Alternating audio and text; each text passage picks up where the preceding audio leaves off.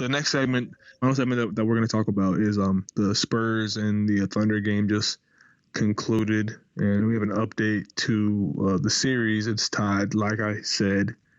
The Thunder would respond because they have two great players in Russell Westbrook and Kevin Durant.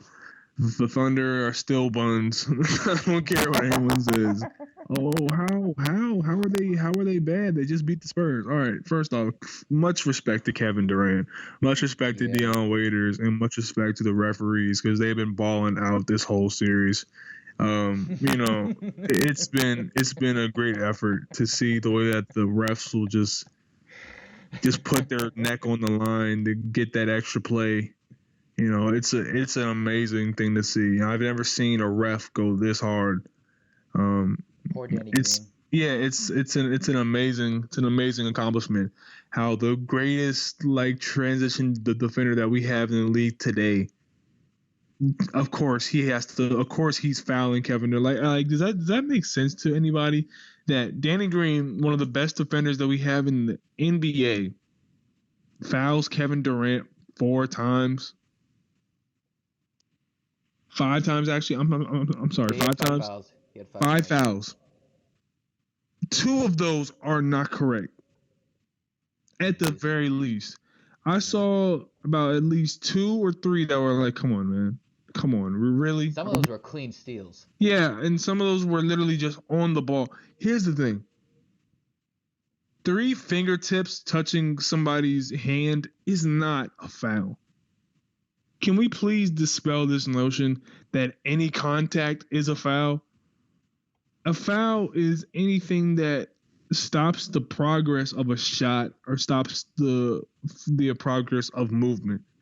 And Danny Green getting 3 fingertips, but getting his palm on the ball in the process, but also he gets 3 fingertips on Kevin Durant's hand. That's not stopping KD from putting the ball up. He's not impeding his progress. He's not impeding the shot. So I just want to, take a second to get on the refs for a minute. And no disrespect to Kevin Durant and no disrespect to KD, no disrespect to what Dion Waiters did tonight. That was a great second half by Billy Donovan. But I have to say, man, and this is more of an indictment, not just of the refs in this series, but every series. Yeah, personally, every series besides the Cavs series.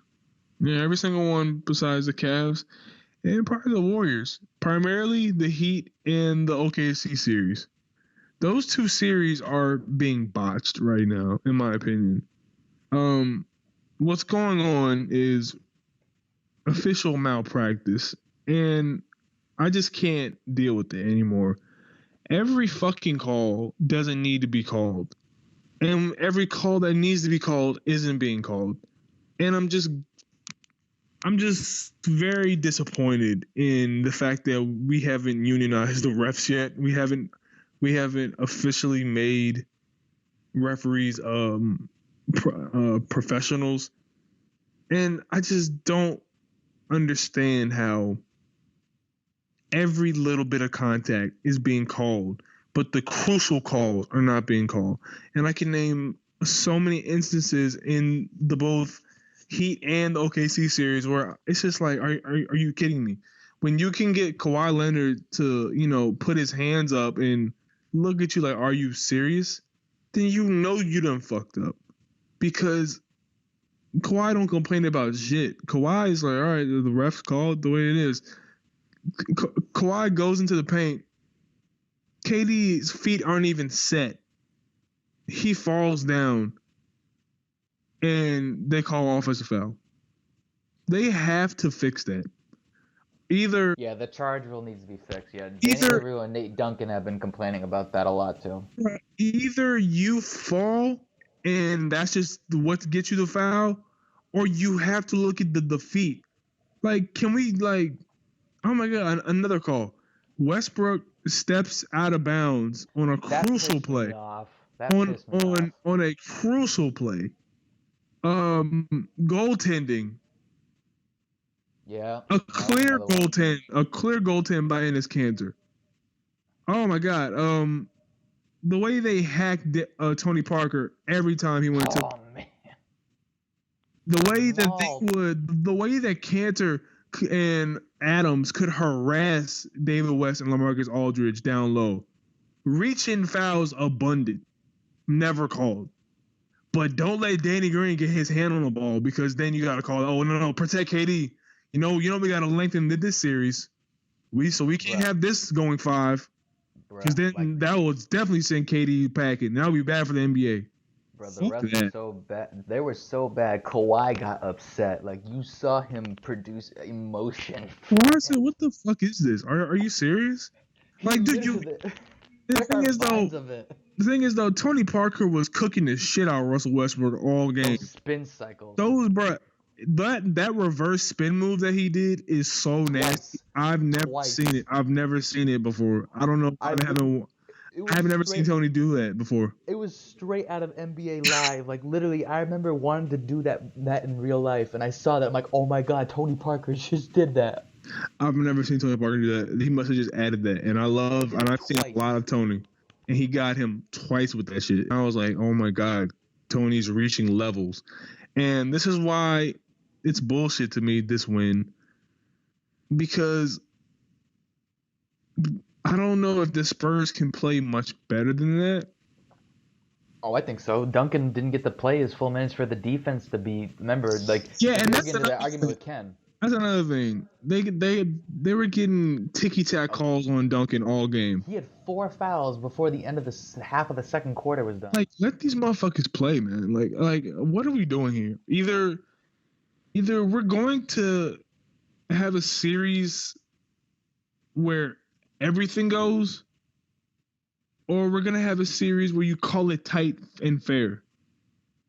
You can't have it both ways, NBA. And that goes for the Raptors series, too. The Raptors have been getting by on bullshit calls all fucking playoffs. And it's pissing me the fuck off because I'm tired of seeing DeMar DeRozan grab everyone's fucking jersey and no one calls shit. Like, that shit is getting annoying. And I know D-Wade knows what the fuck I'm talking about. Because you cannot just simply grab someone's jersey, DeMar Carroll also, and then act like you're the one who's being victimized by the refs. Kyle Lowry. Like, get the fuck out of here, man. It's pissing me off. And it's really impeding the game, and it's making the game whack. Because you got people like Cameron Payne who think that they're the shit because you get a couple calls. Like, fuck off with that. Like, eat a dick. Like, that shit is so fucking annoying. And the referee... Yeah, because Cameron Payne is fucking garbage. We all know this. It's all. We all know this.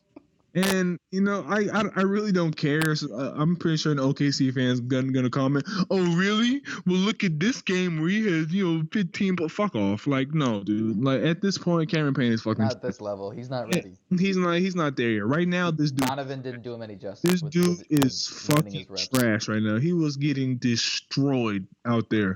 Tony Parker was blown by him so fast, it wasn't even a thing. So, I guess my point is... The referees, you either call it tight and fair everywhere, on both ends, or you let everything go because you've set a precedent that you don't know what the fuck is going on. Like, okay, some days I'm gonna call it, some days I won't. Like, you gonna let Deion Waiters literally, elbow motherfucker from out of bounds and shit, and let that go, but the moment Danny Green tries to get a little aggressive on the ball, oh, get him out of there. Like really? Like, what the hell are we doing here? Are we doing this because you want the series to be extended? Oh, no, the NBA would never do that. The NBA would never intentionally call a game tight for one side so the home team can get a win. That would never happen. Oh, I'm sorry. That's just been the business model for the last 35 years. Stern. Oh, man. Like, it's just sad at this point, but it's just those two series, and they have to make a concerted effort to call the series fair, man. It's called fair. That's all I'm asking. It's called the series fair. Yeah. I think I don't have the stats in front of me, but I feel, and I could be proven wrong if someone pulls it up later in the comments or whatever, but it seemed from when I was watching the game that OKC shot more free throws than San Antonio did, and um, the calls that OKC were getting was not consistent on the other end for San Antonio. Like Kawhi getting mugged when he tried to go up when he's literally underneath the basket trying to use some great footwork. Honestly, he had some unbelievable jab steps and post up moves to create separation. And sometimes he would just be that down low and he would just get mugged up and not get a call, and it was just crazy. Like even the bench was losing it. There's some vines of that too. Oh yeah, but rest assured, man, because one thing that is always consistent in NBA is Deion Waiters. That's definitely going to happen again. If you can count on one player in the NBA to be consistent every game, it's my man Deion Waiters. So let's get that going. Oh man. Yeah, hopefully, oh man, Yeah. he's definitely going to drop 30 every game. That elbow. Oh. So yeah, I think that's gonna close us out for this episode, Ryan. If you got anything else to say.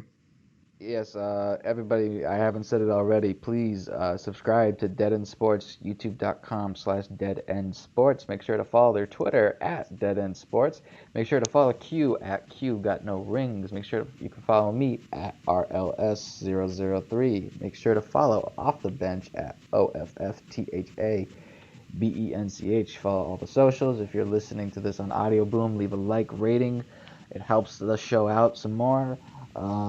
If this is on YouTube at this point, if this is how you're listening, you can leave a comment. How you feel on any of the topics. If you want to suggest any topics, you want to throw any questions, you can leave a comment on somewhere there if it's in YouTube, or if you want to throw it to the Twitter handle as well, like I just said. Just follow all the socials. Follow all the individual hosts of Dead End Sports, of course. KBINGE for Ken, 12 Kyle, BZ430, FIFO 24/7. Hey. And of course, one to Rod at I Am Modest Media, who is the workhorse of editing. And shout out to Big Stowe. We got to get on a pod to talk about these Cavs. Oh no, that's what I'm saying. We might have one or two, two guys on draft night who can talk that shit. He gets to sit pretty right now. It's fun playing nobody in the playoffs. I wish AI could had that path to the finals. That would have been fun. But yeah, man. Other than that is going to close us out for this episode of Off the Bench. Thank everyone for listening, and we will be back at you next week. That seems to be it. Congratulations, y'all. Y'all haven't played. The pressure is on. It's the playoffs. Yes, indeed.